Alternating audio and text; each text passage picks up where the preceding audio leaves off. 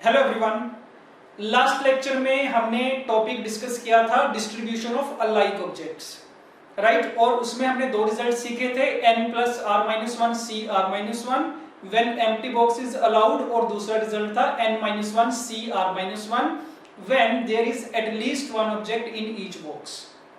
तो ये दो रिजल्ट हमने सीखे थे, और उसी के लेक्चर के लास्ट में हमने ये भी डिस्कस किया था कि इन्हीं दो रिजल्ट्स को हम अप्लाई कर सकते हैं to solve the linear equations, linear algebraic equations, ठीक है। और उसके लिए भी हमने वही दो सेम रिजल्ट्स लिखे थे कि अगर हमारे पास एक इक्वेशन दे रखी है लीनियर, उसके non negative integral solution find करने हैं तो उसके लिए कौन सा रिजल्ट आएगा, और अगर पॉजिटिव इंटीग्रल सॉल्यूशन फाइंड करने हैं तो उसके लिए कौन सा रिजल्ट आएगा।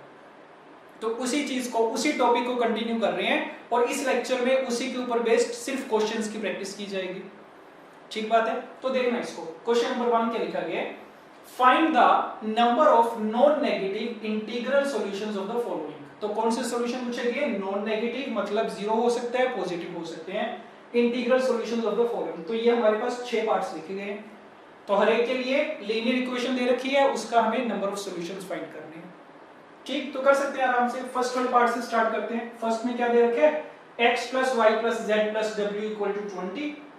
सिंपल लीनियर इक्वेशन है, चारों वेरिएबल्स में क्या कंडीशन है, नॉन नेगेटिव होनी चाहिए। तो नॉन नेगेटिव का मतलब x greater than or equal to 0, y greater than or equal to 0, z greater than or equal to 0, w greater than or equal to 0। तो या तो 0 हो सकते हैं या फिर 0 से बड़े कोई भी इंटीजर हो सकते हैं। तो इसके नंबर ऑफ सॉल्यूशंस कितने आ जाएंगे, डायरेक्ट रिजल्ट अप्लाई कर सकते हैं। नंबर ऑफ सॉल्यूशंस, कौन सा result, n + r - 1 c r - 1। तो n की वैल्यू कितनी 20, r की वैल्यू कितनी 4। तो बस फॉर्मूला लगा देना, 20 + 4 - 1 c 4 - 1। तो कितना बन गया ये 23c3। ये बात ठीक है, ठीक। तो फर्स्ट पार्ट हो गया, डायरेक्ट रिजल्ट अप्लाई किया और कुछ भी नहीं किया। सेकंड देख लो, अगेन इक्वेशन सेम ही है। इसमें क्या हो गया, हर एक वेरिएबल पे हमने कुछ ना कुछ रिस्ट्रिक्शन लगा दी। x क्या है, ग्रेटर देन 0। देखो ये चीज तो सब में कॉमन ही है, नॉन नेगेटिव इंटीग्रल सॉल्यूशन ही पूछे गए, ठीक है। x greater than 0, x greater than 0 का मतलब x की वैल्यू 0 नहीं हो सकती, तो या तो 1 होगी, 2 3 4 इस तरीके से होगी। तो इसका मतलब इसके लिए जो कंडीशंस आएंगी, x कैसा होगा, ग्रेटर देन और इक्वल टू 1, ऐसे लिखा जा सकता है। x ग्रेटर देन 0 का मतलब x की वैल्यू या तो 1 होगी इंटीजर, या फिर 1 से बड़ी कोई इंटीग्रल वैल्यू होगी, ठीक बात है। y ग्रेटर देन 1, इसका मतलब y कैसा होगा, y हो सकता है ग्रेटर देन और इक्वल टू 2, ये y पे कंडीशन है। z ग्रेटर देन और equal to 2 and w greater than और इक्वल टू 0। तो ये चारों वेरिएबल्स पे कंडीशन दे रखी है। और जब थोड़ी सी भी कंफ्यूजन हो, रिलेट करके देख लिया करो कि सिचुएशन क्या है। 20 ऑब्जेक्ट्स हैं, इनको 4 बॉक्सेस में, डिफरेंट बॉक्सेस में डिस्ट्रीब्यूट करना है, सो दैट पहले वाले बॉक्स में कितने ऑब्जेक्ट हों, कम से कम 1, दूसरे में कम से कम 2, तीसरे में कम से कम 2, चौथे में कम से कम 0, ठीक बात है। तो हम क्या करते हैं ऐसी सिचुएशन में, जिसकी जितनी मिनिमम रिक्वायरमेंट होती है पहले वो उसको अलॉट कर देते हैं, वो फुलफिल कर देते हैं। तो क्या करेंगे, फर्स्ट वाले बॉक्स में इसको 1 ऑब्जेक्ट पकड़ा दो, इसको 2 दे दो, इसको 2 दे दो, इसको कुछ देने की जरूरत नहीं है।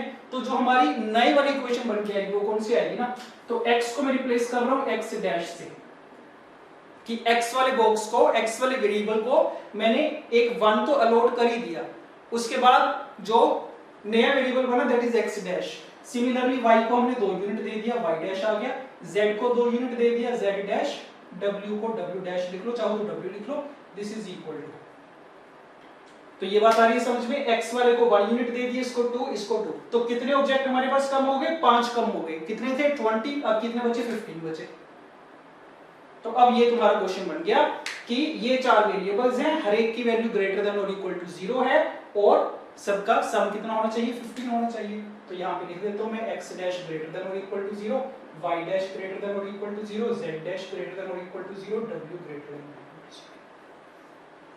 ये सिचुएशन बन गई। तो अगेन नंबर ऑफ सॉल्यूशन के लिए डायरेक्ट रिजल्ट लगा सकते हैं आप। तो n + r - 1, n + r - 1 c r - 1 कितना बन गया ये 18c3, ठीक बात है। तो रिजल्ट तो हम हमेशा यही वाला यूज करेंगे, n + r - 1 c r - 1 वाला। बस करो क्या उससे पहले, जिसकी जितनी मिनिमम रिक्वायरमेंट है उतनी उसको फुलफिल करवा दो, राइट। ओके, थर्ड वाला ट्राई करो, x plus y plus z plus w is less than 20, ये करके देखते हैं। सबसे पहले तो लेस देन 20 का मतलब क्या है, इसको ऐसे लिखा जा सकता है क्या,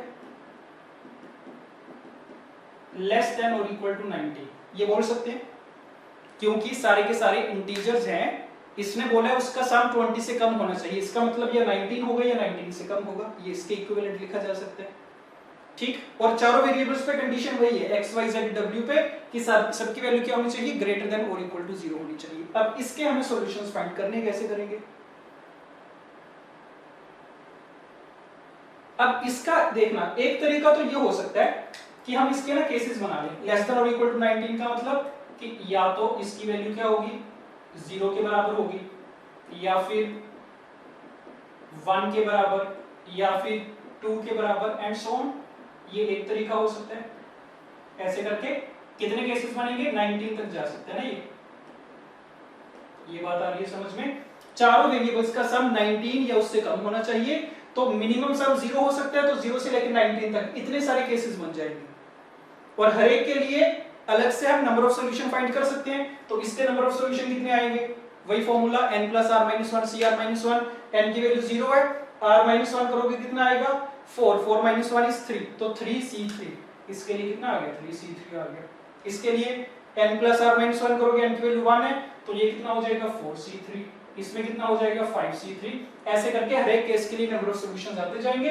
इस केस में कितना हो जाएगा, दिस वुड बी 19 + 4 23 - 1 22c3, और सबको जब ऐड किया जाएगा सो नंबर ऑफ सॉल्यूशंस कितने आ जाएंगे, this is 3c3 + 4c3 + 5c3 + up to 22c3,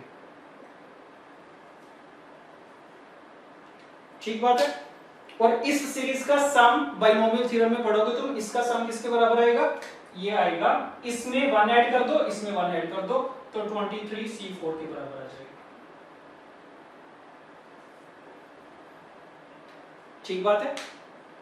तो एक तरीका तो ये हो गया कि इनका सम अगर तुम्हें लेस देन 20 चाहिए, तो इसका मतलब इसका सम क्या कुछ हो सकता है, 0 हो सकता है, 1 हो सकता है, 2 हो सकता है, अप टू 19 तक इतने सारे केसेस बनेंगे। और हर एक के लिए नंबर ऑफ सॉल्यूशन फाइंड करने का हमें डायरेक्ट फॉर्मूला आता है, सब पे फॉर्मूला लगा दिया, तो हर एक केस के कोरिस्पोंडिंग हमारे पास नंबर ऑफ सॉल्यूशंस आ गए। लास्ट में क्या किया, सबको ऐड कर दिया, ऐड करके बाइनोमियल थ्योरम में तुम सीखोगे कि इस सीरीज का सम कैसे फाइंड करते हैं, तो उसको सॉल्व करके कितना आएगा 23c4 आ जाएगा। ये हो गया एक तरीका, this is method number 1, right. एक दूसरा तरीका देखना, मेथड नंबर 2 क्या हो सकता है ना, इन सब का जब तुम सम करते हो ना, उसका सम क्या है, या तो 19 के बराबर है या फिर उससे छोटा, तो इसको तुम ये लिख सकते हो x + y + z + w + k = 90। तो हमने क्या किया ना, एक नया वेरिएबल इंट्रोड्यूस कर दिया k, this variable is called dummy variable बोल देते हैं इसको जनरली। तो इसका मतलब क्या रहेगा कि अगर तो x + y + z + w की वैल्यू 19 के बराबर है, तो k क्या हो जाएगा 0 हो जाएगा। बट अगर इनका सम 19 से कम है, तो जितना वो सम कम होगा 19 से, वो वाली वैल्यू किसके पास आ जाएगी, k के पास आ जाएगी, ठीक बात है। तो अगर मान लो इन सब का सम 17 हो गया, तो इसका मतलब k अपने आप कौन सी वैल्यू ले लेगा, 2 वैल्यू ले लेगा। तो इस वाली सिचुएशन में इनइक्वालिटी में तुम क्या कर सकते हो, एक डमी वेरिएबल इंट्रोड्यूस कर सकते हो, उससे क्या होगा, हमारी इनइक्वालिटी इक्वेशन में कन्वर्ट हो जाएगी। तो यहाँ पे k इंट्रोड्यूस कर दिया, k पे कंडीशन क्या आएगी, k कैसा होगा, ग्रेटर देन और इक्वल टू 0। तो बस पता चल गया, जितने इस इक्वेशन के नंबर ऑफ सॉल्यूशंस होंगे उतने ही इसके होंगे। तो इसके नंबर ऑफ सॉल्यूशंस फाइंड करने के लिए वही वाला फॉर्मूला n + r, अब वेरिएबल कितने हो गए, 5 हो गए, -1 cr - 1 कितना बन गया ये, दिस इज 23c4। तो ये बढ़िया तरीका है इसको करने का, राइट। तो देख सकते हो दोनों तरीके, दोनों ही आसान है। इसमें बस सारे पॉसिबल केसेस बना लिए, हर एक पे इंडिविजुअली हमने फॉर्मूला लगा दिया, n + r - 1 cr - 1, सबको ऐड कर दिया, सीरीज बन गई हमारे पास, उसको सॉल्व कर लिया। इसमें क्या हो गया, एक हमने स्मार्ट तरीका यूज किया कि एक डमी वेरिएबल इंट्रोड्यूस कर दिया, उससे क्या हो गया, नॉर्मल हमारे पास इक्वेशन बन गई, उस पर डायरेक्ट फॉर्मूला लगा दिया, राइट। ओके, तो ये पहले 3 पार्ट्स हो चुके हैं, फोर्थ वाला ट्राई कर लो इसी तरीके से। ओके, फोर्थ पार्ट देख लो। फोर्थ में क्या लिखा गया है, इन चारों वेरिएबल्स का सम ग्रेटर देन और इक्वल टू 20 लेस देन और इक्वल टू 30, ये चाहिए हमें, ठीक बात है। तो इसको तुम क्या कर सकते हो ना, देखो दिस इज इक्विवेलेंट टू कि हम क्या करें, x plus Y plus Z plus W less than और इक्वल टू 30, इसके सॉल्यूशंस फाइंड कर लें, इस इनइक्वालिटी के सॉल्यूशंस फाइंड कर लें और उसमें से माइनस कर दें किसके solution, x plus Y plus Z plus W less than और इक्वल टू 19। देखो इसको ध्यान से, तो हमें ऐसे सॉल्यूशन चाहिए थे जिसमें चारों वेरिएबल्स का सम क्या आए, 20 से लेके 30 के बीच में आए। तो हमने क्या किया, वो सारे सॉल्यूशन फाइंड कर लिए जिसमें इनका सम 30 से छोटा आ रहा है और उसमें से वो वाले माइनस कर दिए जिसमें इनका सम क्या आ रहा है, 19 या 19 से छोटा आ रहा है। तो कौन से केसेस बचेंगे, ये वाले केसेस तो बच जाएंगे। So the number of solutions of this inequality is same as the number of solutions of this inequality minus number of solutions of this inequality। ये बात ठीक है, तो बस ठीक है, उसके बाद तो कर ही सकते हैं, ये वाली सिचुएशन तो हमें हैंडल करनी आती है, अभी किया था। तो इसमें क्या करेंगे, x plus Y plus Z plus W, एक डमी वेरिएबल ऐड कर दिया k1 30 एंड सिमिलरली एक इसमें डमी वेरिएबल ऐड कर देंगे, ठीक बात है। और सारे वेरिएबल्स पे कंडीशन वही है, ग्रेटर देन और इक्वल टू 0 हो सकते हैं, तो डायरेक्ट रिजल्ट लग जाएगा n plus r minus 1 c r minus 1। सो कितना आ गया ये 30 प्लस कितने 5 minus 1 c 5 minus 1 minus 19 plus 5 minus 1 c 5 minus 1, कितना बना ये 34 c 4 minus this is 23 c 4, right. तो ये रिजल्ट आ गया फोर्थ पार्ट के लिए, ठीक बात है ये। तो एक बार हमें कंसेप्ट समझ में आ गया कि इस टाइप की इक्वेशन के नंबर ऑफ सॉल्यूशंस कैसे फाइंड करते हैं, उसके बाद वेरिएशंस तो जितनी मर्जी बनाई जा सकती है। फिफ्थ पार्ट देखते हैं, x plus Y plus Z plus 4w equal to 20। एक और वेरिएशन आ गई कि इनके कोफिशिएंट 1 1 होने की बजाय किसी का कोफिशिएंट हमने चेंज कर दिया, w का कोफिशिएंट 4, ठीक बात है। इसके नंबर ऑफ सॉल्यूशंस फाइंड करने हैं। तो अब कुछ अगर ना समझ में आए ना, तो ये कर सकते हैं कि w की वैल्यूज असाइन करना शुरू कर दो। एक बार w इक्वल टू 0 पुट कर दो, फिर जो इक्वेशन बनेगी उसके नंबर ऑफ सॉल्यूशन देख लेंगे, फिर w इक्वल टू 1 पुट कर दो, तो w की हम मैन्युअली वैल्यूज असाइन करनी शुरू करते हैं। तो हमारे पास क्या आएंगे, केसेस बनेंगे बेसिकली। तो केस नंबर 1 में take w equal to 0, w को हमने फिक्स कर दिया 0, तो इक्वेशन हमारे पास क्या आ गई, x plus Y plus Z equal to 20। और इसके लिए नंबर ऑफ सॉल्यूशंस कितने आएंगे, वही n plus r minus 1 c r minus 1, तो 20 प्लस 3 माइनस 1 करेंगे तो 2, 22 c2। तो ये आ गया w इक्वल टू 0 के लिए। केस नंबर 2, वो सारे सॉल्यूशन जिसमें w की वैल्यू 1 के बराबर हो, उसमें इक्वेशन किस में रिड्यूस हो जाएगी, 4 माइनस यहाँ पे 16, ये बन गया w इक्वल टू 1 पुट करने पर। इसके नंबर ऑफ सॉल्यूशंस कितने, 16 प्लस 2 18 c2, ये बन गया। सिमिलरली बस ऐसे करते जाएंगे, जितने भी केस बन सकते हैं बना लेंगे। So this is x plus Y plus Z, 8 कम हो जाएगा 12 आ जाएगा, तो 12 में 2 ऐड करेंगे 14 c2 and up to w कहां तक जा सकता है, w की वैल्यू मैक्सिमम 5 तक हो सकती है। तो w इक्वल टू 5 वाला कौन सा केस बनेगा, छठा केस बन जाएगा। तो ऐसे 6 केस बन गए, और इस केस में तुम्हारी इक्वेशन क्या होगी, x plus Y plus Z equal to 0, और इसके नंबर ऑफ सॉल्यूशंस कितने, 2 0, ठीक। तो 6 केसेस बन गए। तो टोटल नंबर ऑफ सॉल्यूशंस कितने होंगे, सारे के सबको ऐड कर देंगे, सारे केसेस के नंबर ऑफ सॉल्यूशन को। So this is equal to 2c2 plus 4c2 plus 6c2 plus up to 22c2, ठीक बात है। तो इसको इवैल्यूएट करके देख सकते हैं, कैलकुलेट कर सकते हैं इसको, ठीक है जी। तो इस टाइप के जो क्वेश्चन होंगे वो केसेस बना के किए जा सकते हैं।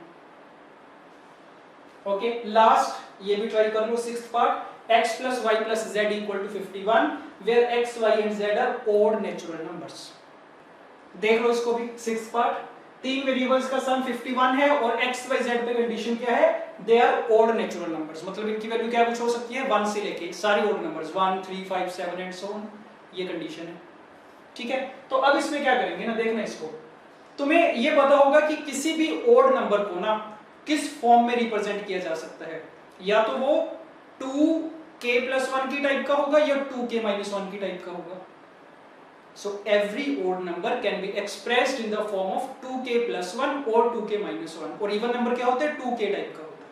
ठीक है, तो अब क्योंकि यहाँ पे हमें दे रखे कि तीनों odd numbers हैं, तो तीनों को हम उस फॉर्म में एक्सप्रेस कर लेंगे। So let x equal to, x को हमने मान लिया 2k1+1, ऐसे मान सकते हैं क्या कि x वाला जो odd नेचुरल नंबर है वो इस फॉर्म का होगा, और k1 की वैल्यू यहाँ पे क्या कुछ हो सकती है, k1 की वैल्यू होनी चाहिए ग्रेटर देन और इक्वल टू 0, क्योंकि जब k1 0 रखोगे x इक्वल टू 1 आ जाएगा जो कि अलाउड है, k1 इक्वल टू 1 रखोगे 3 आ जाएगा। तो जैसे जैसे k1 की वैल्यू तुम चेंज करते जाओगे वैसे x सारे ऑड नेचुरल नंबर्स कवर कर लेगा, तो x को हम इससे रिप्लेस करेंगे। सिमिलरली y को हम रिप्लेस कर देंगे, मान लेंगे 2k2+1, अगेन k2 किस टाइप का, ग्रेटर देन और इक्वल टू 0, और z को रख सकते हैं 2k3+1 where k3 is greater than or equal to 0, right. तो x y z की वैल्यूज यहां पे पुट करते हैं, तो इक्वेशन किसमें रिड्यूस हो जाएगी, this is 2k1 + 2k2 + 2k3 +1 +1 +1 +3 बनेगा, उस साइड पे जाएगा तो कितना आ जाएगा 48 आ जाएगा, ये बन गई इक्वेशन। 2 से डिवाइड कर देते हैं सबको, सो k1 + k2 + k3 = 24, तो स्टैंडर्ड इक्वेशन आ गई हमारे पास। तीन वेरिएबल्स का सम 24 है और इन वेरिएबल्स पे कंडीशन क्या है, इनके नॉन नेगेटिव इंटीग्रल सॉल्यूशंस चाहिए हमें, तो बस again direct formula, so number of solutions is equal to 24 + 3 - 1 c3 - 1, कितना बन गया ये 26c2, इसको कैलकुलेट कर लेना। ठीक है जी, तो इस तरीके से कितने भी वेरिएशंस बना के ऐसे क्वेश्चन पूछे जा सकते हैं, कंसेप्ट हमें समझ में आ गया, तरीका हमें समझ में आ गया। ओके, नेक्स्ट क्वेश्चन देखो, find the number of positive integral solutions of first part is x1 x2 x3 = 30। तो पिछला जो क्वेश्चन किया था उसमें क्या था, वेरिएबल्स का सम दे रखा था, ठीक है, इस केस में क्या आ गया, इनका प्रोडक्ट आ गया। तो अगेन एक इक्वेशन है, इसके हमें number of positive integral solution find करने हैं सो दैट इन तीनों का प्रोडक्ट 30 के बराबर हो। तो इसको भी देखना कैसे किया जाएगा, x1 x2 x3 = 30। तो एक चीज तो क्लियर है कि क्योंकि x1 x2 x3 की वैल्यूज कैसे हो सकती है ना, एक पॉजिटिव इंटीजर होनी चाहिए। पॉजिटिव इंटीग्रल सॉल्यूशन पूछा गया, तो x1 x2 x3 कैसे होंगे, पॉजिटिव इंटीजर मतलब नेचुरल नंबर्स होंगे बेसिकली। तो अगर इन तीनों का प्रोडक्ट 30 के बराबर चाहिए तो ये बात तो कंफर्म है कि ये नंबर्स कैसे होंगे, 30 के फैक्टर्स होंगे, ये इसमें तो कोई डाउट नहीं है। ठीक है, तो अब इनकी वैल्यू क्या क्या हो सकती है ना, वो कैसे देखेंगे हम। 30 की प्राइम फैक्टराइजेशन पे गौर फरमाओ, 30 की प्राइम फैक्टराइजेशन क्या होगी, 2 × 3 × 5, देखना इसको ध्यान से। तो 30 तुम्हें कब मिलेगा, जब तुम 2, 3 और 5 को आपस में मल्टीप्लाई करोगे, देन यू विल गेट 30। ठीक बात है। अब सिचुएशन क्या है ना, x1 x2 x3 है, तो अगर तुम ऐसे तीन बॉक्सेस मान के चलो, तीन बॉक्स है, एक का नाम x1, एक का नाम x2, एक का नाम x3, और ये हमारे पास तीन नंबर्स हैं, तीन ऑब्जेक्ट्स हैं 2, 3 एंड 5। अगर हम कुछ ऐसा करें ना कि इन तीनों नंबर्स को इन तीन बॉक्सेस में डिस्ट्रीब्यूट करवा दे सिंपली, तो क्या उससे इस इक्वेशन के सॉल्यूशंस मिल जाएंगे। सोच के देखना इसको। हम क्या करने जा रहे हैं, 30 की जो प्राइम फैक्टराइजेशन है उसमें कौन कौन से फैक्टर्स हैं, एक 2 का फैक्टर है, एक 3 का, एक 5 का। तो हमने कहा कि अगर हमें 30 बनाना है मल्टीप्लाई करके, तो ये तीनों हमें चाहिए होंगे, 2 भी चाहिए, 3 भी चाहिए, 5 भी चाहिए, तब इनको मल्टीप्लाई करके 30 मिलेगा। अब ये जो 2, 3 और 5 है ना, इनको हमें किनको असाइन करना है, x1 x2 x3 को असाइन करना है, जितने पॉसिबल वेज में कर सकते हैं। तो x1 x2 x3 को हमने बॉक्सेस के साथ रिलेट कर दिया। अब हम ये बोल रहे हैं कि इन तीन ऑब्जेक्ट्स को इन तीन बॉक्सेस में डिस्ट्रीब्यूट करवाएंगे, और जितने नंबर ऑफ डिस्ट्रीब्यूशंस होंगी उतने number of positive integral solutions बन जाएंगे इस इक्वेशन के। ठीक, और अगर क्लियर करना है एग्जांपल लेके दिखा देते हैं। जैसे अगर तुम इसकी डिस्ट्रीब्यूशन करने जाओगे ना, तो एक डिस्ट्रीब्यूशन क्या हो सकती है कि इसमें 2 आ गया, इसमें 3 आ गया, इसमें 5, इस तरीके से तुमने डिस्ट्रीब्यूट करवा दिया। तो उसका मतलब तुम्हें कौन सा सॉल्यूशन मिल गया basically, when x1 = 2, x2 = 3, x3 = 5, ये एक डिस्ट्रीब्यूशन होगी, उसके कॉरेस्पॉन्डिंग एक सॉल्यूशन मिल गया। और कौन सी डिस्ट्रीब्यूशन हो सकती थी कि पहले बॉक्स में 2 भी चला गया, 3 भी चला गया, दूसरे में कोई नहीं गया और तीसरे में 5 चला गया, ये डिस्ट्रीब्यूशन हो सकती थी। ठीक, 2 और 3 इसमें चला गया, 5 इसमें चला गया, इसमें कोई नहीं गया, इसको क्रॉस से कर देते, 0 से सही नहीं लगेगा। ठीक है, ये हो गया। तो जो ये वाली पर्टिकुलर डिस्ट्रीब्यूशन है, इसके कॉरेस्पॉन्डिंग तुम्हें कौन सा सॉल्यूशन मिल जाएगा कि x1 की वैल्यू कितनी है, 2 × 3, मतलब x1 = 6, x2 = 1 एंड x3 = 5, ये एक सॉल्यूशन मिल गया। जिसमें कोई नहीं गया मतलब उसकी वैल्यू 1 हो जाएगी। और कौन सी डिस्ट्रीब्यूशन हो सकती है, यहां कोई नहीं गया, यहां कोई नहीं गया, यहां पे 2 3 5 आ गया, इसका मतलब x1 की वैल्यू 1, x2 की वैल्यू 1, x3 की वैल्यू 30। तो यहां से तुम देख पाओगे कि जितने number of ways of distribution आएंगे उतने ही number of positive integral solutions आएंगे। तो बस ये चीज है। So number of positive integral solutions कितने आ जाएंगे, जितने तरीकों से तुम डिस्ट्रीब्यूशन कर सकते हो। और डिस्ट्रीब्यूशन किसकी करनी है, 3 डिस्टिंक्ट ऑब्जेक्ट्स की ना। सो number of ways of distributing, किनको डिस्ट्रीब्यूट कर रहे हैं, इन 3 को, ये तीनों क्या है, डिस्टिंक्ट है। So distribution 3 distinct objects.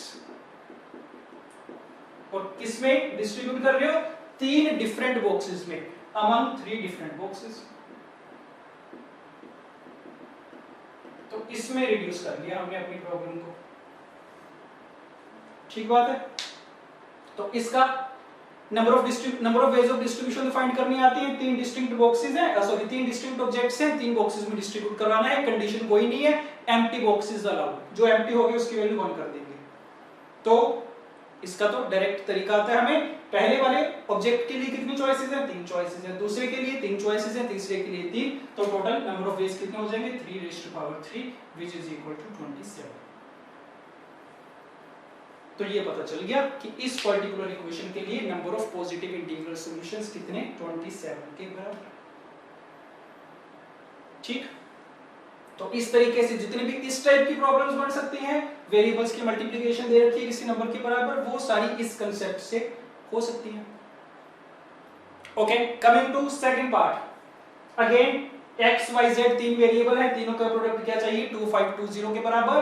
Find the number of positive integral solution. तो पहले 2 पार्ट्स हैं basically, positive integral solution find करेंगे, उसके बाद also find the total integral solution, उसके बाद टोटल इंटीग्रल सॉल्यूशन भी फाइंड करेंगे। तो सबसे पहले पॉजिटिव इंटीग्रल सॉल्यूशन की बात करते हैं।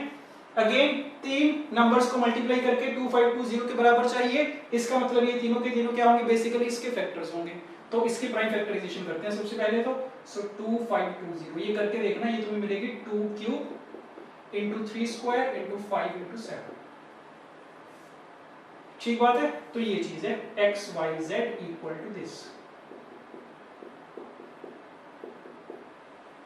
फिर से वही सिचुएशन आएगी कि अगर तुम चाहते हो कि सबको मल्टीप्लाई करके 2 5 2 0 मिले, तो ये सारे के सारे फैक्टर्स ना हमें इनको असाइन करने पड़ेंगे x y और z को मिला के। तो बेसिकली कौन कौन से फैक्टर्स हैं, 2 2 2, 3 बार तो 2 है, 2 बार 3 है, 1 बार 5 है, 1 7 है। इन सब को मिला के हमें डिस्ट्रीब्यूट करना पड़ेगा 3 बॉक्सेस में, x y और z में। और हर एक डिस्ट्रीब्यूशन के कॉरेस्पॉन्डिंग तुम्हें इसका एक सॉल्यूशन मिल जाएगा। सो अगेन कंसेप्ट वही है, आर्गुमेंट वही है, that the number of positive integral solutions of this is same as the number of ways of distributing these objects into 3 different boxes। सही, तो क्या बन गया, डिस्ट्रीब्यूशन का क्वेश्चन बन गया। डिस्ट्रीब्यूशन करनी हमें आती है। So number of ways of distributing कितना आ जाएगा, ये सबसे पहले देखना, इसको ध्यान से देखना। ये 3 ऑब्जेक्ट्स आपस में आइडेंटिकल, ये 2 आपस में आइडेंटिकल, ये दोनों क्या है, डिफरेंट है। So these are identical, these are also identical, these are different। ठीक, तो जल्दबाजी नहीं करनी, ये मत बोल देना कि ये वाला 2 है, इसके लिए हमारे पास 3 चॉइसेस हैं, इसके लिए भी 3, इसके लिए भी 3, वो काम नहीं करना। ये तीनों आइडेंटिकल हैं, तो अब सोच के बताओ कि ये तीन आइडेंटिकल ऑब्जेक्ट्स को इन तीन बॉक्सेस में डिस्ट्रीब्यूट करवाने के कितने तरीके होंगे, और एम्प्टी बॉक्स तो अलाउड है ही है, तो तीन आइडेंटिकल ऑब्जेक्ट्स को तीन बॉक्सेस में डिस्ट्रीब्यूट करवाना है। फॉर्मूला लगेगा 3 + 3 - 1 C3 - 1। तो इतने वेज हो गए इन 2 2 2 को डिस्ट्रीब्यूट करवाने के टू x y z। तो इनका काम खत्म है, ये डिस्ट्रीब्यूट करवा चुके हैं। उसके बाद 3 का नंबर आएगा, दो आइडेंटिकल ऑब्जेक्ट्स हैं, इनको तीन बॉक्सेस में डिस्ट्रीब्यूट करवाना है। कितने तरीके, n + r - 1 C r - 1। इतने तरीकों से ये 3 की डिस्ट्रीब्यूशन भी हो गई है। उसके बाद दो डिफरेंट ऑब्जेक्ट्स हैं और हर एक के पास तीन तीन चॉइसेस हैं, इसके पास भी तीन चॉइस है, इसके पास भी तीन चॉइस है, तो 3 × 3 3 का स्क्वायर हो जाएगा। तो इतने तरीके हैं इन ऑब्जेक्ट्स को इन तीन बॉक्सेस में डिस्ट्रीब्यूट करवाने के, और इतने ही क्या आ जाएंगे, number of positive integral solutions. Therefore number of positive integral solutions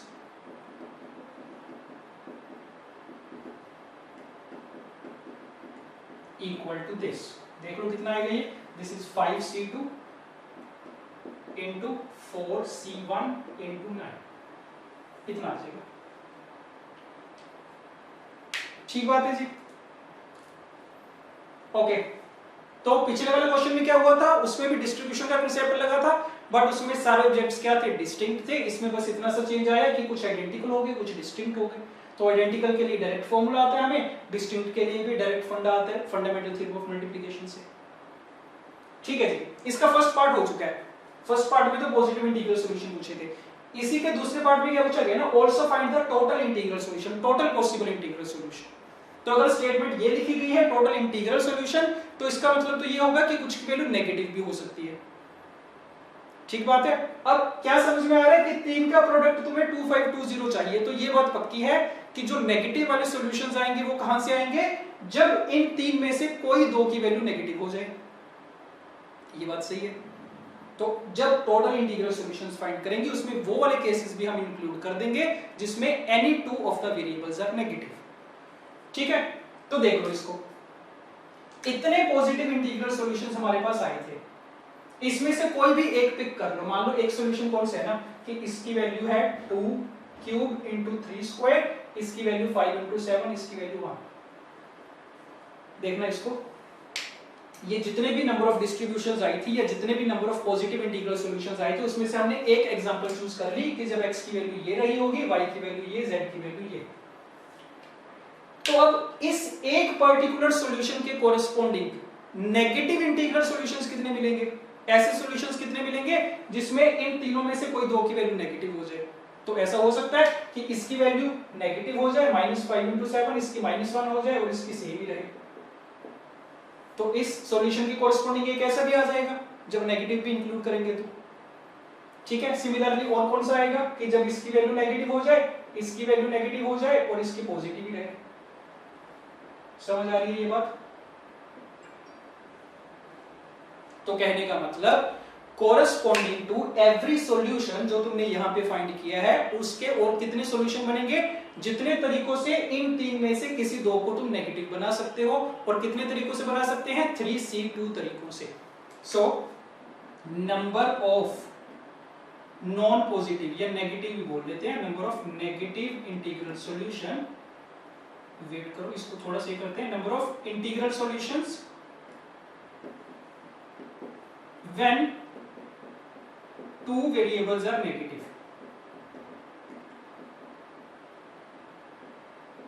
तो ऐसे कितने सॉल्यूशंस आएंगे जिसमें दो वेरिएबल्स नेगेटिव हो गए होंगे।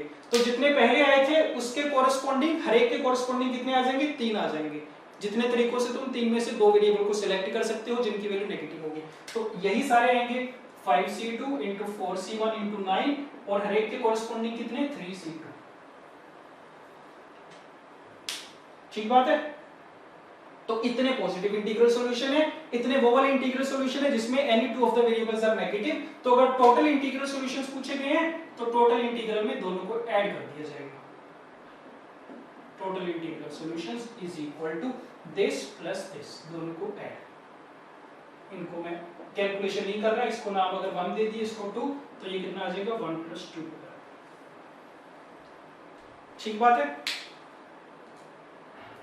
तो अगर इतना पार्ट हमें क्लियर है ना number of positive integral solution, उसके बाद ये चीज सोचनी तो ज्यादा मुश्किल नहीं है, समझ में आ ही रहा है कि अगर सिर्फ इंटीग्रल सॉल्यूशन पूछा गया तो वैसे वाले केसेस भी बनेंगे जिसमें कोई दो वेरिएबल नेगेटिव हो जाए, और वो कितने बनेंगे, जितने पॉजिटिव के लिए बने थे उसमें हर एक के कॉरस्पॉन्डिंग 3 टाइम्स और बन जाएंगे, तो इन सबको ऐड कर दिए जाएंगे। ठीक है जी, तो इसी के साथ सेकंड वाला पार्ट डन है, थर्ड वाला ट्राई कर लो। x1 into x2 into x3 equal to a where a is a factor of 108, तो ये भी देखो ट्राई करके। ओके, थर्ड पार्ट देख लो, x1 x2 x3 equal to a where a is a factor of 108, a दे रखा है 108 का factor, तो इसका मतलब a into some other variable x4 equal to 108 लिखा जा सकता है। अगर तुमसे ये बोला गया है कि a 108 का फैक्टर है तो इसका मतलब a multiply by some other factor of 108 gives you 108, ये बात सही है। तो एक नया वेरिएबल हमने बेसिकली इंट्रोड्यूस कर लिया x4, और a की वैल्यू कितनी थी, x1 x2 x3, यहां पे रिप्लेस कर रहे हैं, so this is x1 x2 x3 x4 equal to 108। तो वही सेम सिचुएशन आ गई कि इस पर्टिकुलर इक्वेशन के number of positive integral solutions हमें फाइंड करने हैं, तो जैसे अभी तक करते आए वैसे हो जाएगा। तो बस क्वेश्चन की फॉर्म थोड़ी सी उसने डिफरेंट करके दे दी, बट सिचुएशन वही है। ठीक है, तो करेंगे क्या, 108 की प्राइम फैक्टराइजेशन, तो 108 कितना होता है 4 into 27, तो 4 is 2 square, 27 is 3 cube। सो इनकी डिस्ट्रीब्यूशन करवानी है हमें 2 2 3 3 एंड 3 की। ठीक है, और बॉक्सेस कितने हैं, 4 बॉक्सेस हैं,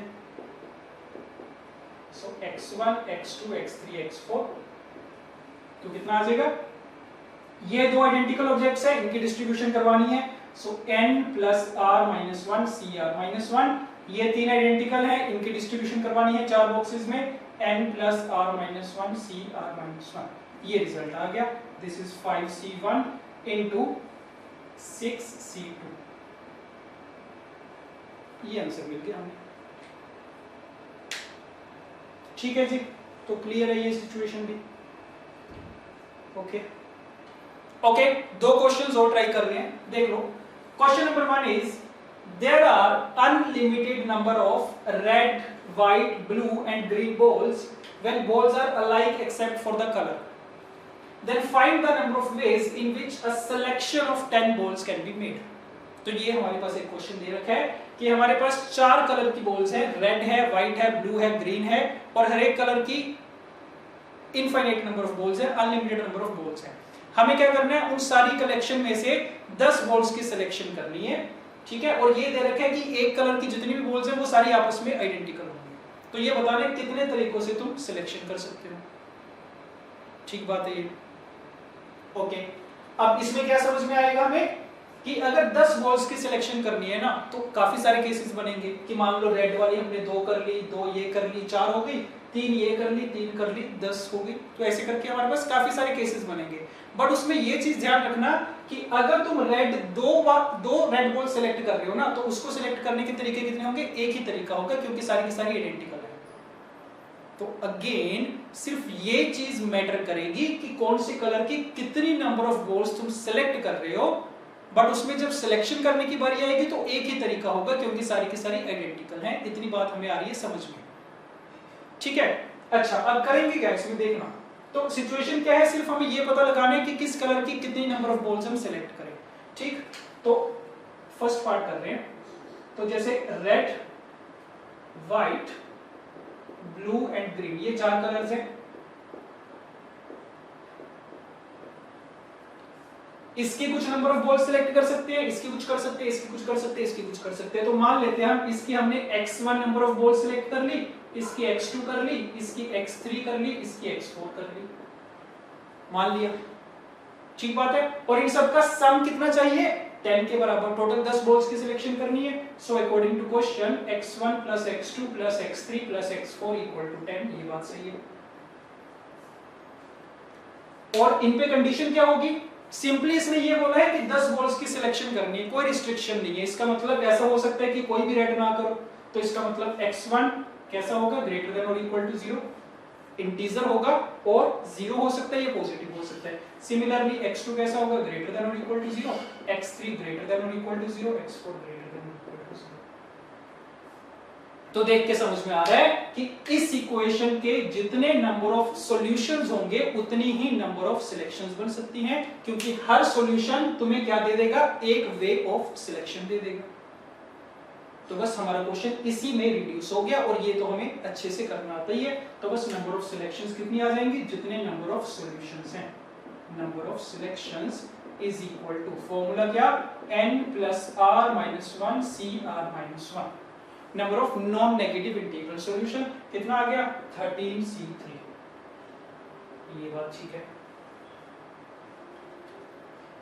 सही। तो ऐसे क्वेश्चंस तो काफी बार पूछे जाएंगे तुमसे कि स्टेटमेंट की फॉर्म में, ठीक है, क्वेश्चन दे रखा है और वो हमारा रिड्यूस हो जाता है किसमें, इस अलजेब्रिक इक्वेशन की फॉर्म में। तो ये फर्स्ट पार्ट हो गया फर्स्ट क्वेश्चन का। सेकंड पार्ट भी देख लो। सेकंड में क्या बोला गया, again a selection of 10 balls can be made। 10 balls की सिलेक्शन करनी है, so that each selection contains balls of 4 different color। ताकि हर एक जो तुम सिलेक्शन करो ना 10 balls की, उसमें चारों कलर की balls प्रेजेंट होनी चाहिए। ऐसा नहीं हो सकता कि कोई कलर मिसिंग हो गया। तो इसमें क्या समझ में आएगा, वही सेम तरीका, इसकी x1 number of balls select की, इसकी x2, इसकी x3, इसकी x4, और चारों का सम तो अब भी कितने बनेगा, 10 ही बनेगा। तो चेंज कहां पे आएगा, चेंज इसमें आ जाएगा कि ये जो x1 number of red balls तुमने सिलेक्ट की, इसकी वैल्यू 0 नहीं हो सकती, कम से कम एक तो होनी चाहिए। तो x1 ग्रेटर देन और इक्वल टू 1, x2 भी ग्रेटर देन और equal to 1, x3 greater than और equal to 1, x4 greater than और इक्वल टू 1। अगेन जितने इसके सॉल्यूशंस होंगे उतनी नंबर ऑफ सिलेक्शंस बन जाएंगी।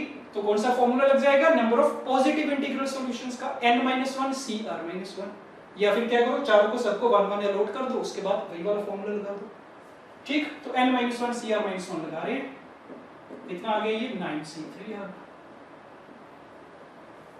तो इस तरीके से फर्स्ट वाला क्वेश्चन हो गया हमारा आराम से। ठीक है जी। तो जब भी सिलेक्शन करने का पूछा जाएगा और कुछ नंबर ऑफ ऑब्जेक्ट्स होंगे जिसमें कुछ आइडेंटिकल होंगे, तो ये वाला तरीका तुम यूज कर सकते हो, राइट। सेम तरीके से सेकंड वाला क्वेश्चन ट्राई करो, उसी फॉर्म का है। ओके, सेकंड क्वेश्चन कर रहे हैं try. A shop offers ice cream in 10 different varieties. Ice creams of each variety are identical. 10 flavors की 10 variety की ice cream है। In how many ways can 4 ice creams be selected without any restriction? ये situation है। Total 10 varieties है हमारे पास ice cream की, ठीक है। तो मान लेते हैं variety V1, V2, V3, इस तरीके से varieties है। तो हमारे पास क्या ऑप्शन है, हमें क्या करना है ना, 4 आइसक्रीम्स हमें सेलेक्ट करनी है, 4 आइसक्रीम्स हमें परचेज करनी है, सेलेक्ट करनी है। तो तुम्हारे पास ऑप्शन क्या होगा, चाहो तो चारों की चारों पहली वैरायटी की ले लो, चाहो चारों इसी की ले लो, या फिर किसी की 2 ले लो, किसी की 1 ले लो, एंड सो ऑन। तो इस तरीके से हम सिलेक्शन कर सकते हैं। तो पूछा गया कितने number of ways of selection बनेंगे। ठीक, सिचुएशन वही है, ये सारी आपस में आइडेंटिकल हैं, इसके अनलिमिटेड नंबर ऑफ हमारे पास आइसक्रीम्स हैं, हर एक की अनलिमिटेड नंबर ऑफ आइसक्रीम्स हैं, ये आपस में आइडेंटिकल, आपस में आइडेंटिकल, आपस में आइडेंटिकल, एंड सो ऑन। तो वही सेम अप्रोच का यूज करेंगे कि मान लो इस वैरायटी की हमने x1 number of ice creams purchase की, सेलेक्ट की, इसकी x2 नंबर ऑफ, इसकी x3 एंड अप टू इसकी x10। ठीक, और इन सब का सम जो हमें चाहिए होगा वो क्या चाहिए होगा, टोटल 4 करनी है सेलेक्ट, तो इनका सम चाहिए 4। और हर एक वेरिएबल की वैल्यू क्या हो सकती है, ग्रेटर देन और equal to 0 when each xi is greater than और इक्वल टू 0। तो क्या हो जाएगा, सिंपली जितने इस इक्वेशन के number of non negative integral solutions होंगे उतनी ही नंबर ऑफ सिलेक्शंस होंगी। So number of ways of selection equal to कितना, n plus r minus 1 cr minus 1, तो 13c9। ठीक बात है, सही। तो first part is done. Okay, second part देखते हैं इसी का। इसमें क्या लिखा गया ना, at least 2 ice creams of the same variety are taken।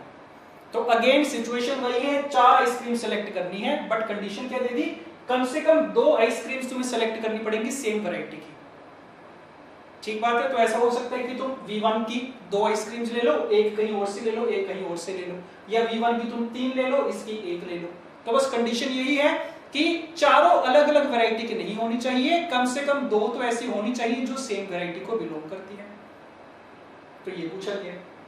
अब जब भी एटलीस्ट वाला सिनारियो आता है, बाइजेक्शन रूल दिमाग में रखा करो। तो इसका हम क्या करेंगे ना, नॉन रिक्वायर्ड केसेस फाइंड करने की ट्राई करेंगे। और नॉन रिक्वायर्ड केसेस हमारे कौन से होंगे? The non required cases are when all the ice creams are of different variety. ये बात ठीक है कि नहीं है?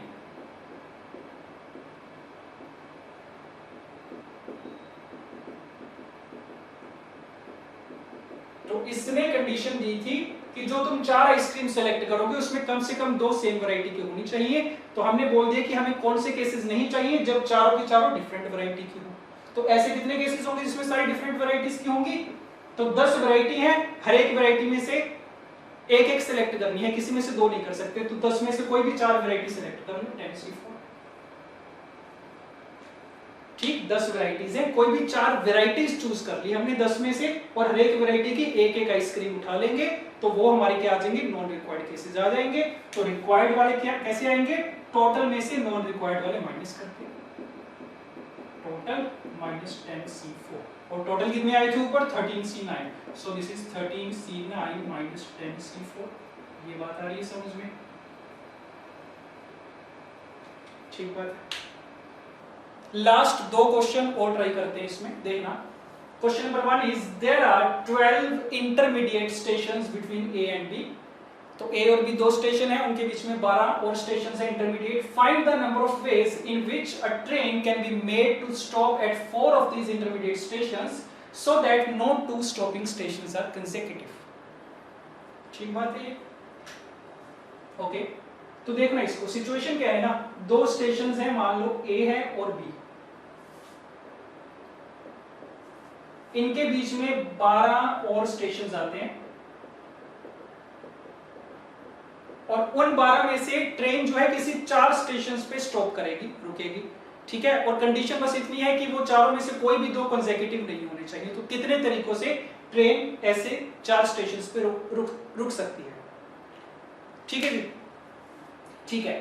तो देखना इसको कैसे किया जाएगा कि मान लेते हैं कि जो हमारे स्टॉपिंग स्टेशंस है ना, जहां पे ट्रेन रुक रही है बेसिकली, उनको सपोज हमने नाम दे दिया S1, S2, S3, S4। ठीक, तो यहां पे A था, यहां पे था B, इनके बीच में 12 स्टेशन है, 4 पे रुकना है। तो मान लो S1 यहां पे कहीं पे S1 है जहां पे रुकी, यहां पे कहीं पे S2, यहां पे S3, यहां पे S4। इस तरीके से A और B के बीच में ये 4 स्टेशन आ रहे हैं, थोड़ा दूर दूर कर रहा हूं मैं इनको, S4 and this is B। ठीक है, तो टोटल बीच में कितने स्टेशन थे? 12, उसमें से 4 हमने डिनोट कर दिए कि मान लो ये 4 के हैं हमारे स्टॉपिंग स्टेशन। अब ये बात पक्की है कि जो A जहां से तुम चले थे और जो पहला स्टॉपिंग स्टेशन आया उसके बीच में कुछ नंबर ऑफ स्टेशंस हो सकते हैं। तो मान लो इनके बीच में x1 नंबर ऑफ स्टेशंस उसने स्किप कर दिए जिस पे वो नहीं रुकी। ट्रेन ने A से चलना स्टार्ट किया, पहला स्टॉपिंग स्टेशन S1 था, मान लिया उस स्टेशन से पहले उसने x1 number of station skip किए। सिमिलरली S1 पे रुकी, उसके बाद में जाके कहां पे रुकी? S2 पे। इनके बीच में भी कुछ नंबर ऑफ स्टेशन उसने स्किप किए होंगे, मान लो x2 नंबर स्किप किए। दूसरे और तीसरे के बीच में कुछ स्किप किए होंगे, मान लो x3 किए। तीसरे और चौथे के बीच में मान लो x4 किए। S4 और लास्ट के बीच में B के बीच में मान लो x5। तो इतनी तो एजम्पशन हम ले सकते हैं, यहां से स्टार्ट कर सकते हैं। ठीक बात है? ओके, अब सोच के बताओ इन पे हम क्या कंडीशन लगाए, x1, x2, x3, x4, x5 पे। पहली चीज तो क्या समझ में आएगी ना, A और B के बीच में टोटल कितने स्टेशंस थे? 12। और ये जो हमने लिए हैं ना x1, x2, x3, x4, x5, ये सारे वो स्टेशन है जो उसने स्किप किए, जिसपे वो नहीं रुकी। तो 12 में से 4 पे तो वो रुक गई, तो मतलब कितने स्किप किए होंगे? 8 स्किप किए होंगे। तो मतलब इन सब का जो सम आना चाहिए ना, ये 8 के बराबर आना चाहिए, क्योंकि इतने ही स्किप किए हैं उसने, ना कम ना ज्यादा। ठीक बात है ये? तो इन सब का जो सम होगा, the stations, the number of stations skipped जहां पे वो नहीं रुकी उन सब का सम कितना 8 के बराबर। अब इन वेरिएबल्स पे लीनियर इक्वेशन तो बन गई हमारे पास। अब वेरिएबल्स पे कंडीशन पता होनी जरूरी है कि कौन सा वेरिएबल कौन कौन सी वैल्यू ले सकता है। देखना इसको, x1 जो है ना, x1 की वैल्यू क्या हो सकती है, x1 वो वाला स्टेशन है जो उसने स्किप किए a से लेके s1 के बीच में, तो x1 की वैल्यू 0 होना अलाउड है, क्योंकि ऐसा हो सकता है कि पहले स्टेशन पे रुक जाए, क्या दिक्कत है उसमें, कोई दिक्कत नहीं है। तो x1 की वैल्यू 0 होना अलाउड है, 0 होगी या फिर कोई भी पॉजिटिव इंटीजर होगा। अब जो x2 है ना, x2 कौन से स्टेशंस है जो उसने s1 और s2 के बीच में स्किप किए, तो x2 की वैल्यू 0 नहीं हो सकती। अगर x2 0 हो गया इसका मतलब ये दोनों स्टॉपिंग स्टेशंस क्या हो जाएंगे, कंसेक्यूटिव हो जाएंगे, तो x2 की वैल्यू कम से कम एक तो होनी ही पड़ेगी। ये बात सही है, यही तो कंडीशन है कि कोई भी दो स्टॉपिंग स्टेशंस कंसेक्यूटिव नहीं होने चाहिए।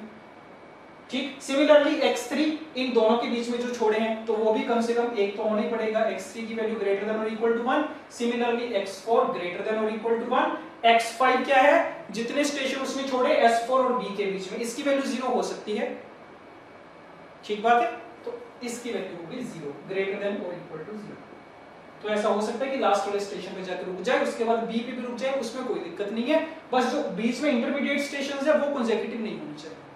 तो ये सिचुएशन बन गई कि इस इक्वेशन के हमें number of integral solutions find करने हैं और ये वेरिएबल्स पे कंडीशन है, तो ये तो हमें करना आता है ये सॉल्व।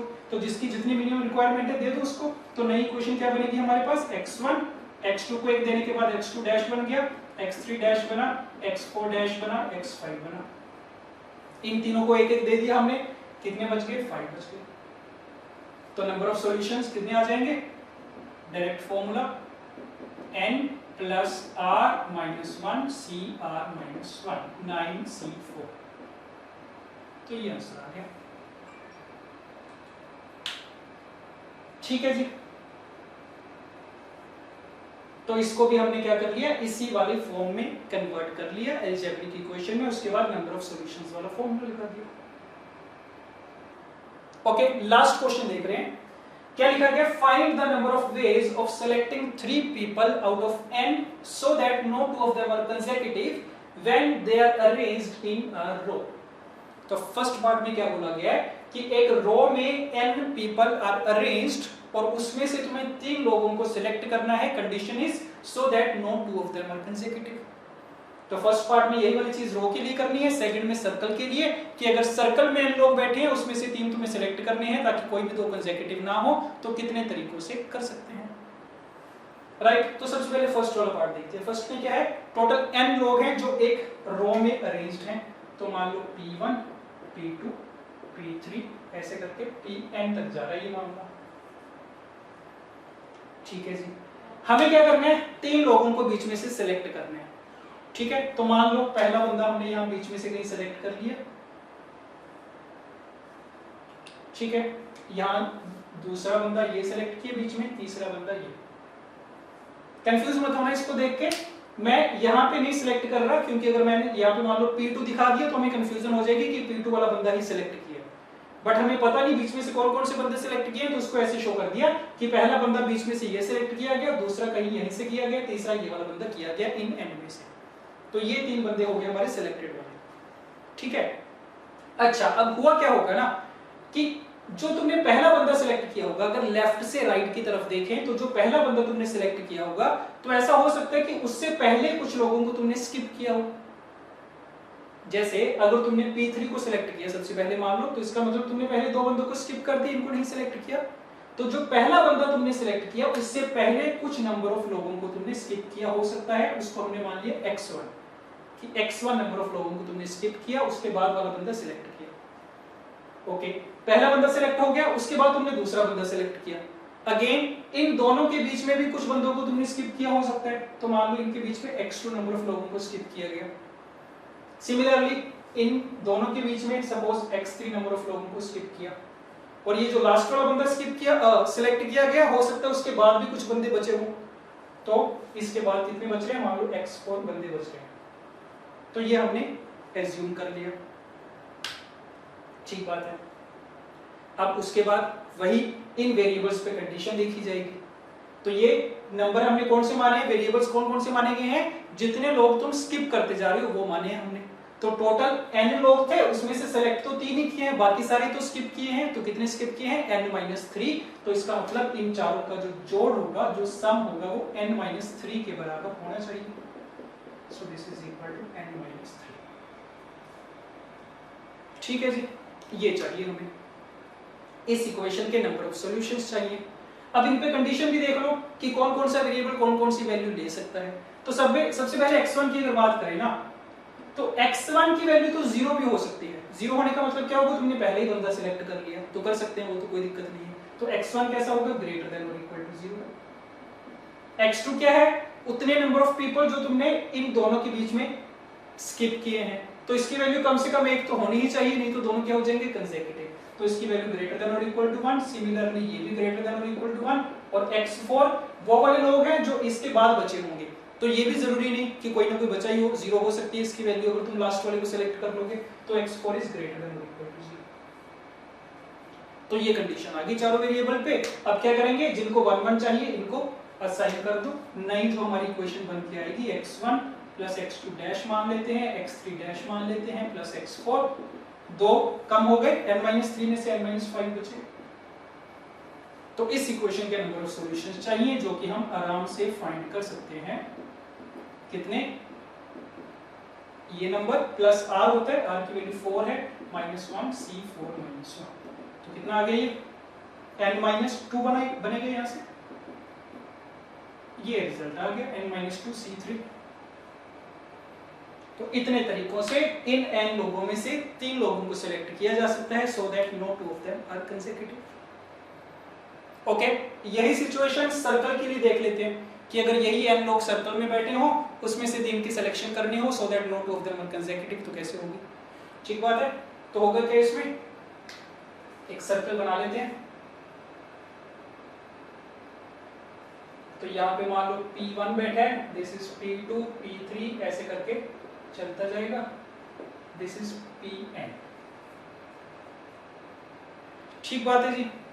अच्छा, अब हमें 3 लोगों को सिलेक्ट करना है। पहली बात तो अब सर्कल है तो कोई इसका स्टार्टिंग या एंडिंग तो है नहीं है। जैसे पहले तो हमने लेफ्ट टू राइट देख लिया था, वहां से सिलेक्शन करनी हमने स्टार्ट कर दी थी।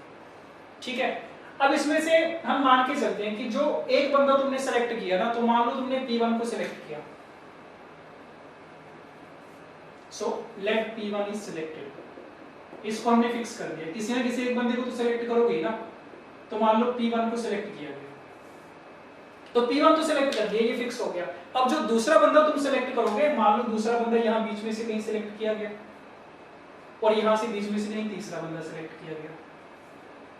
तो P1 को हमने फिक्स कर लिया, ठीक है, ताकि इसके रिस्पेक्ट में देखा जाएगा सब कुछ। इसको हमने फिक्स कर लिया कि P1 तो मैंने सिलेक्ट करना ही करना है। उसके बाद दूसरा बंदा यहाँ से सिलेक्ट किया गया कोई बीच में से, तीसरा यहाँ से। अब P1 और इसके बीच में ये जो 2 सिलेक्ट किए गए हैं, इनके बीच में कुछ स्किप किए होंगे हम लोग। x1 नंबर ऑफ लोग हमने स्किप कर दिए मान लो। इन दोनों के बीच में कुछ स्किप किए हो सकते हैं, x2। इन दोनों के बीच में कुछ स्किप किए होंगे, दिस इज x3। तो वही सेम सिचुएशन बन गई जैसे रो में बन रही थी। तो बस हम वो देख रहे हैं कि कितने कितने बीच में स्किप किए गए। तो इन सबका जो सम होगा ना, x1 plus x2 plus x3 का कितना होगा? टोटल n लोग थे, 3 सिलेक्ट किए तो स्किप कितने किए? n-3 स्किप किए। ये बात सही है। ठीक है जी। अब x1, x2, x3 पे क्या कंडीशन होगी? हर एक की वैल्यू कम से कम 1 तो होनी चाहिए ताकि 2 कंसेक्यूटिव ना हो पाए। तो condition is x1 greater than और equal to 1, x2 greater than और equal to 1, x3 greater than और इक्वल टू 1। तो इसके नंबर ऑफ सॉल्यूशंस कौन से आएंगे? Number of positive integral solutions आ जाएंगे, जिसका फार्मूला होता है n-1 cr-1। तो इसमें से एक कम करोगे तो n-4, इसमें से एक कम करोगे तो 2। तो n-4 c2 आ गए। ये बात सही है। ठीक बात है। अब इसको देखना ध्यान से, ये कौन से सॉल्यूशन आए हैं ना, ये कौन सी सिलेक्शंस आई हैं? ये वो सारी सिलेक्शन आई हैं जिसमें तुमने P1 को भी सिलेक्ट किया था। तो इसमें सारी सिलेक्शंस अभी हमने नहीं काउंट की, ये सिर्फ वो वाली सिलेक्शन है जिसमें P1 को सिलेक्ट किया गया है। ऐसा भी तो हो सकता है ना P1 को सिलेक्ट नहीं किया हो तुमने। तो P1 की कॉरेस्पॉन्डिंग कितने सॉल्यूशन आ गए? सिमिलरली जब तुम P2 को फिक्स करोगे तब भी इतनी आएंगे, सिमिलरली जब तुम P3 को फिक्स करोगे तब भी आएंगे, तो जब Pn को फिक्स करोगे तब भी इतनी आएंगे। So corresponding to every person who is selected and who is fixed, number of solutions इतने आएंगे, तो टोटल नंबर ऑफ सॉल्यूशंस कितने हो जानी चाहिए, हर एक के लिए अगर इतने इतने आएंगे तो इनको n से मल्टीप्लाई कर देंगे, टोटल इतने हो जाएंगे। सही बात है ये। तो जब P1 को फिक्स किया इतनी number of selections I, P2 को फिक्स किया इतनी number of selections I, P3 को किया इतनी, हर एक के लिए इतनी इतनी आएंगी। तो जब सबको ऐड करोगे तो n टाइम्स हो जाएगा, तो n टाइम्स ये हो गया, इतने सॉल्यूशन होने चाहिए।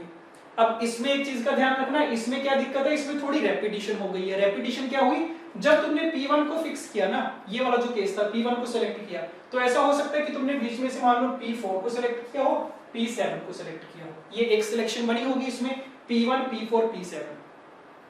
उसके बाद क्या हुआ होगा, यही वाली जो पर्टिकुलर सिलेक्शन है P1 P4 P7 वाली, ये किसमें भी काउंट हुई होगी, ये तब भी काउंट हुई होगी जब तुमने P4 को फिक्स किया होगा, यही पर्टिकुलर वाली। और यही पर्टिकुलर सिलेक्शन तब भी काउंट हुई होगी जब तुमने P7 को फिक्स किया होगा। तो तीन बंदों की कोई भी अगर एक तुम सिलेक्शन उठा के देखो तो वो 3 बार रिपीट हुई होगी। पहली बार जब इस बंदे को फिक्स किया गया, दूसरी बार जब इसको किया गया, और तीसरी बार जब इसको किया गया। तो इसका मतलब ये जितनी भी नंबर ऑफ सिलेक्शंस तुमने ली हैं, here each selection is repeated 3 times, तो उसको बैलेंस करने के लिए डिवाइडेड बाय 3 आ जाएगा। तो ये रिजल्ट मिलेगा तुम्हें सर्कल के लिए। ठीक बात है जी। तो इस तरीके से इस पे काफी क्वेश्चंस बन जाते हैं। ठीक है, कौन से टॉपिक पे, डिस्ट्रीब्यूशन ऑफ अलाइक ऑब्जेक्ट्स में। और उसमें भी फर्दर अगर हम इसकी एप्लीकेशन की बात करें कि अलजेब्रिक इक्वेशन को सॉल्व करने में इसकी क्या एप्लीकेशन है, तो काफी नंबर ऑफ क्वेश्चंस इस पे पूछ लिए जाते हैं। Right, okay. तो इसी के साथ ये वाला टॉपिक कंप्लीट है। एक लास्ट टॉपिक बचा है हमारा परम्यूटेशन कॉम्बिनेशन में, दैट इज कोएफिशिएंट मेथड। तो नेक्स्ट वाले लेक्चर में वो वाला स्टार्ट करेंगे।